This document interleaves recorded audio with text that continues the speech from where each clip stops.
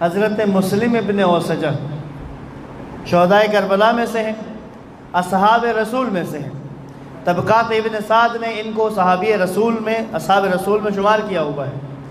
احادیث اور روایات ان سے مروی ہیں۔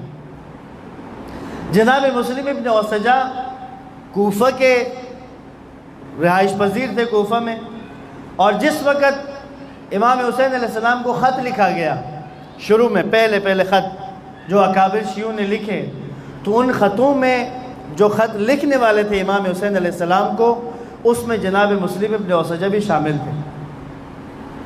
جس وقت حضرت مسلم ابن عقیل کوفہ تشریف لائے تو کوفہ آنے کے بعد جناب مسلم ابن اوسجہ حضرت مسلم ابن عقیل کے نمائندے بنے، خزانچی بھی تھے، اور مختلف جگہوں پر جناب مسلم کے لیے بیعت لیتے تھے جا کے۔ ابن زیاد جس وقت کوفہ آیا تو حضرت مسلم جناب ہانی کے گھر میں روپوش تھے۔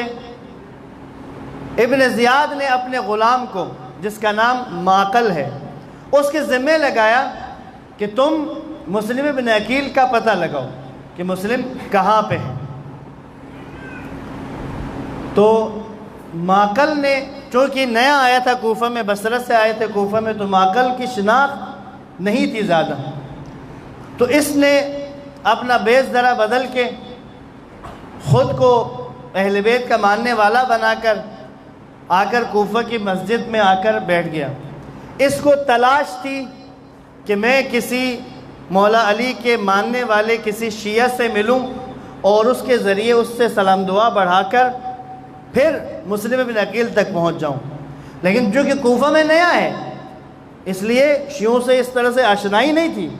مسجد کوفہ میں آ کے بیٹھ گیا۔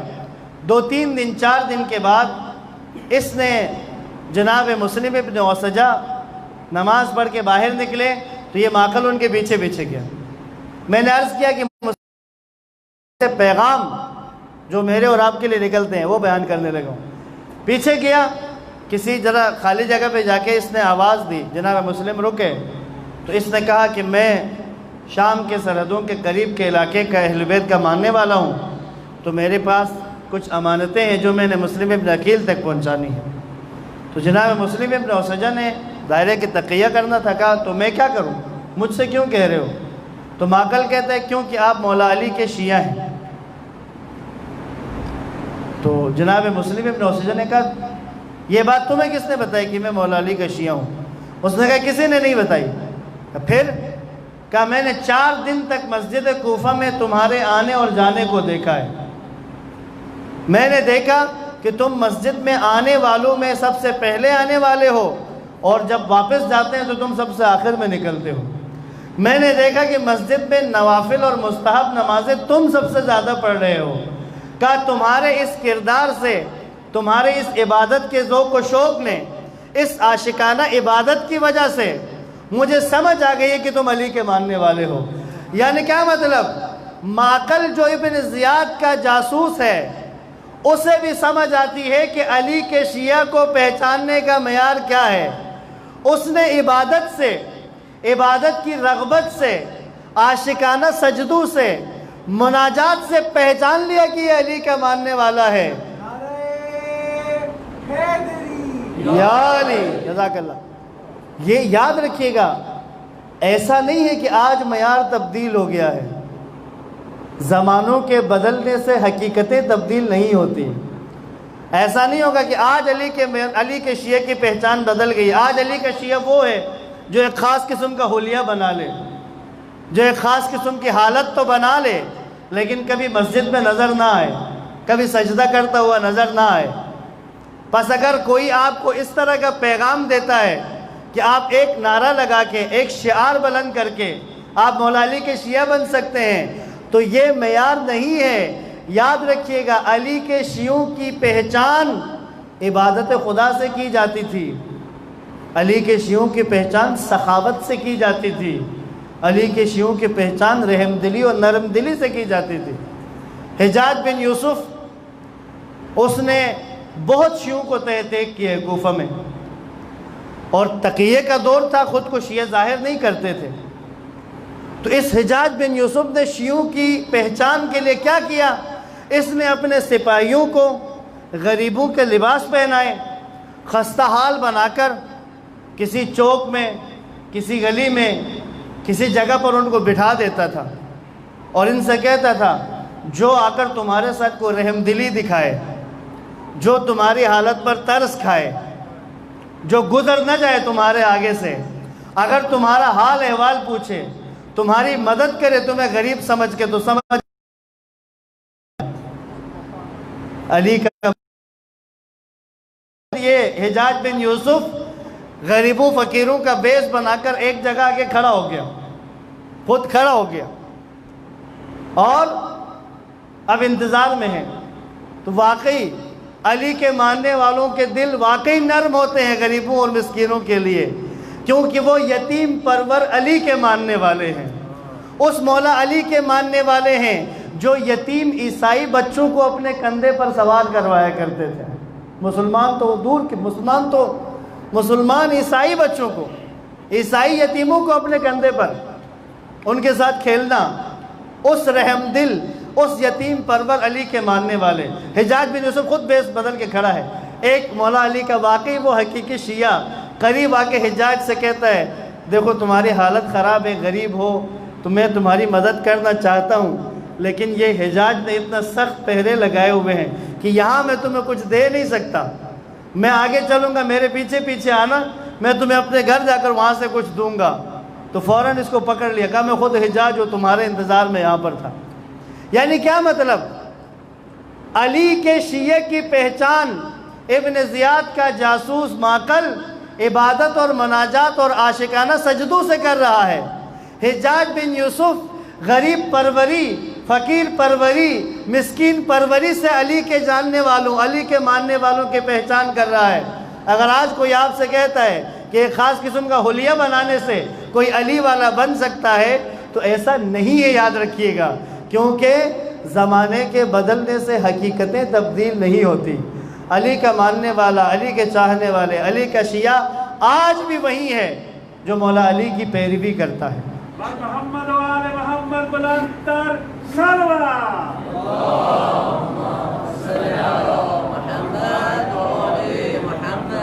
اور کل عرض کیا کہ جناب مسلم ابن اوسجہ پھر حضرت مسلم کی گرفتاری کے بعد مختلف طریقوں سے نکل کر کوفہ سے امام حسین علیہ السلام کے ساتھ آ کر مل گئے۔ حضرت مسلم ابن اوسجہ ان 3 افراد میں سے ہیں، شہدائے کربلا، اصحاب کربلا میں سے ان 3 میں سے ایک ہیں کہ جو اپنی فیملی کے ساتھ آئے، جو اپنے بچوں کے ساتھ، اہلیہ کے ساتھ، حتیٰ کہ نوکرانیوں کے ساتھ، ایک ان کی کنیز بھی ساتھ آئی ہوئی تھی، امام کے ساتھ شامل ہوئے۔ اور یہ محبت ہے حسین ابن علی کی۔ آج ایسا ہے، یہ مجلس حسین ابن علی میں آتے وقت ہم لوگ جو اپنے خانوادے کو ساتھ لے کر آتے ہیں، جو اپنے اہل و عیال کو، بچوں کو ساتھ لے کر حسین ابن علی کی مجلس میں آتا ہے، یہ وہی سنت مسلم ابن اوسجہ ہے کہ جو اپنے اہل و عیال کے ساتھ حسین ابن علی کے ساتھ شامل ہوئے۔ اور شب عاشور ان کا جملہ ہے۔ جس وقت امام نے چراغ بجھایا اور اس کے بعد کہا چلے جائیں، یہ لوگ میرے خون کے پیاسے ہیں، تم سے ان کو کوئی دشمنی نہیں ہے، لہٰذا تم لوگ یہاں سے جاؤ، میں اپنی بیعت تم سے اٹھاتا ہوں، بلکہ امام نے ضمانت دی کہ میں تمہاری جنت کی بھی ضمانت دیتا ہوں۔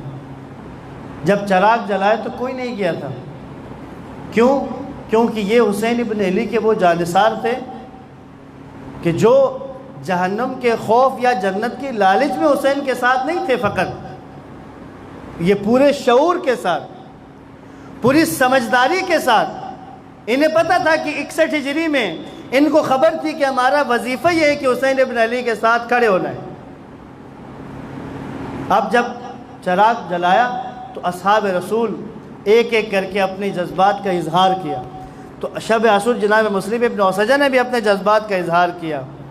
تو کہتے ہیں، اب اس مسلم ابن اوسجہ کے اس جملے میں بھی میرے اور آپ کے آج کے دور کے لیے ایک پیغام ہے۔ جناب مسلم کہتے ہیں آپ کو ہم چھوڑ کر اس صحرا سے چلے جائیں، کیسے ہو سکتا ہے کہ ہم آپ کو چھوڑ دیں؟ اگر آپ کو چھوڑ کر جائیں گے تو جو ہمارے اوپر حق ہے آپ کا، خدا کے سامنے اس حق کے بارے میں ہم کیا جواب دیں گے؟ اس کے بعد وہ مشہور جملہ کہا خدا کی قسم میں آپ کی حمایت میں لڑوں گا، اپنے نیزے کو آپ کے دشمنوں کے سینے میں اتاروں گا، اگر میرا نیزہ ٹوٹ جائے گا تو اس کے بعد میں اپنی تلوار سے جنگ کرنا شروع کروں گا، اگر میری تلوار بھی ٹوٹ جائے، میرے پاس ہتھیار نہ ہو تو میں پتھر اٹھا کر بھی آپ کے دفاع میں جنگ کروں گا۔ یعنی کیا مطلب؟ نیزہ ٹوٹ گیا تو جنگ نہیں چھوڑوں گا، آپ کا ساتھ نہیں چھوڑ رہا، تلوار ٹوٹی تو آپ کا ساتھ نہیں چھوڑ رہا۔ کیا یعنی آخری حد تک میں آپ کے ساتھ ہوں۔ میرے اور آپ کے لیے آج کے دور کے لیے پیغام ہے، میں مولا علی کے رستے پر، اہل بیت کے دکھائے ہوئے رستے پر چلنا چاہتا ہوں، لیکن اس وقت تک جب تک کہ میرا نیزہ ہو، بس نیزہ ٹوٹ گیا تو ختم، اب میری ذمہ داری ختم ہو گئی ہے۔ نہیں، اب نیزے سے مراد میرا اور آپ کا، میرے لیے نیزہ کیا؟ فرض کریں میں کہوں میں اس وقت تک تبلیغ کروں گا جب تک لوگ میری بات سنیں گے، اگر لوگ میری بات نہیں سنیں گے تو بس، جب چونکہ لوگ میری بات نہیں سن رہے اب میرا کام ختم ہو گیا۔ نہیں، مسلم ابن اوسجہ کی روش یہ نہیں ہے۔ اگر تم راہ خدا میں، راہ امام میں، راہ حسین میں، راہ اہل بیت میں کچھ کام کر رہے ہو، کوئی ذمہ داری انجام دے رہے ہو، تو اگر تمہارے سامنے کوئی رکاوٹ آ جائے، جو سبب تھا وہ سبب ختم ہو جائے، تو بس سبب ختم ہو گیا، اگر بیٹھو گے نہیں بلکہ اگلا سبب تلاش کرو گے۔ جس طرح مسلم نے کہا اگر میرے نیزہ ٹوٹ گیا تو میں تلوار سے جنگ کروں گا، کہا اگر تلوار بھی ٹوٹ گئی، میرے ہاتھ میں کچھ نہ ہوا تو میں پتھر اٹھا کر ماروں گا، یعنی اسباب کو خود فراہم کروں گا۔ راہ خدا میں کام کرنے کے لیے، کار الہی کو انجام دینے کے لیے، کوئی دینی کام بجا لانے کے لیے، کوئی الہی کام بجا لانے کے لیے جن لوگوں کا یہ نظریہ اور عقیدہ ہے کہ ہم بیٹھیں گے، وسائل آئیں گے تو ہم کام شروع کریں گے، تو پھر تم راہ مسلم ابن اوسجہ میں نہیں ہو۔ مسلم ابن اوسجہ کا تو پیغام یہ ہے کہ اگر ہاتھ میں کچھ نہیں ہوگا تو پتھر ڈھونڈ کے ان سے آپ کا دفاع کرنا شروع کروں گا۔ توجہ ہے آپ کی؟ یہ راہ مسلم ابن اوسجہ ہے۔ مطلب کیا؟ اگر وسائل نہیں ہیں تو میں اپنا شرعی فریضہ چھوڑوں گا نہیں، بلکہ میں وسائل کو فراہم کروں گا۔ یہ ایک مسئلہ ہے۔ بہت سے لوگ ایسے ہوتے ہیں ہم میں سے جو کوئی الہی، کوئی دینی کام انجام دے رہے ہیں، کسی جگہ اگر وسائل نہیں ہیں، وسائل نہیں ہیں تو کیا کریں گے؟ وہ وسائل نہیں ہیں تو بیٹھ جائیں گے، اگر بیٹھ گئے تو پھر حسین ابن علی کے ساتھیوں کی سیرت نہیں ہے۔ یہ وسائل نہیں ہیں، جو کچھ موجود ہے اس سے کام کا آغاز کریں گے۔ یا علی! اچھا انجام کیا ہوگا؟ مسلم ابن اوسجہ کیا کہہ رہے ہیں؟ میں اس وقت تک میں پتھر اٹھا کے بھی ماروں گا یہاں تک کہ میں آپ کے ہمراہ شہید ہو جاؤں گا، کہ میں اس شہادت کے درجے تک میں نے پہنچنا ہے، میں نے منزل کو اس ہدف کو حاصل کرنا ہے۔ پیغام میرے اور آپ کے لیے وسائل کے نہ ہونے کا گلہ شکوہ کر کے کار الہی کو، دینی کام کو ترک نہ کریں، اٹھیں، ہمت کریں، آگے بڑھیں۔ اگر آگے بڑھیں گے، کوشش کریں گے تو پھر نتیجہ، پھر منزل تک پہنچ جائیں گے۔ بس یہاں ایک جملہ ساتھ میں امام خمینی کا ایڈ ضرور کرنا چاہوں گا۔ یاد رکھیے گا، خدا نے کبھی بھی انسان سے نتیجہ نہیں مانگا ہے، رزلٹ نہیں مانگا اللہ نے ہم سے۔ امام خمینی کہتے ہیں تم اپنا شرعی وظیفہ انجام دو، تم اپنی ذمہ داری انجام دو۔ خدا نے جب سوال کرنا ہے تو تم سے تمہاری ذمہ داری کے بارے میں سوال کرنا ہے، نتیجے کے بارے میں تم سے نہیں پوچھنا۔ اگر تم نے 100% اپنی ذمہ داری ادا کر دی ہے تو تم کامیاب ہو،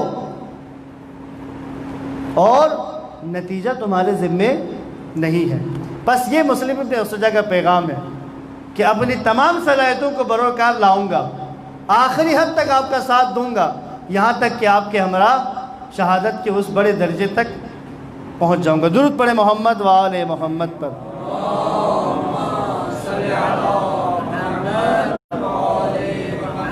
بس جناب مسلم کی زندگی کا ایک اور اہم پیغام ہے، بہت اہم میرے لیے یہ جو ان کا جملہ ہے، بس جو آخری عرض کر کے اس کے بعد اگلے صحابی کا ذکر کروں، یہ واقعی لرزا دیتا ہے انسان کو۔ جنگ کی انہوں نے، اور بعض روایات کے مطابق کربلا کا پہلا شہید جناب مسلم ابن اوسجہ ہیں، اور علامہ نقن صاحب تو اس کے قائل ہیں، وہ کہتے ہیں کہ پہلے شہید مسلم ابن اوسجہ ہیں، اور روایات بھی موجود ہیں جناب مسلم کے پہلے شہید ہونے کی۔ اور زیارت نائیہ میں ایک جملہ بھی ہے کہ جس سے انہوں نے استنباط کیا، دلیل یہ لائے کہ جس سے وہ جناب مسلم ابن اوسجہ کو پہلا شہید قرار دیتے ہیں کربلا کا۔ اب جس وقت گئے میدان میں جنگ کی، کہتے ہیں غبار، جو ہی وہ غبار جب چھٹا ہے، کچھ یزیدوں کو واصل جہنم کر چکے تھے، تو دیکھا تو خاک و خون میں گلتاں تھے۔ امام حسین علیہ السلام اور جناب حبیب ابن مظاہر ان کے سرانے پہنچ گئے۔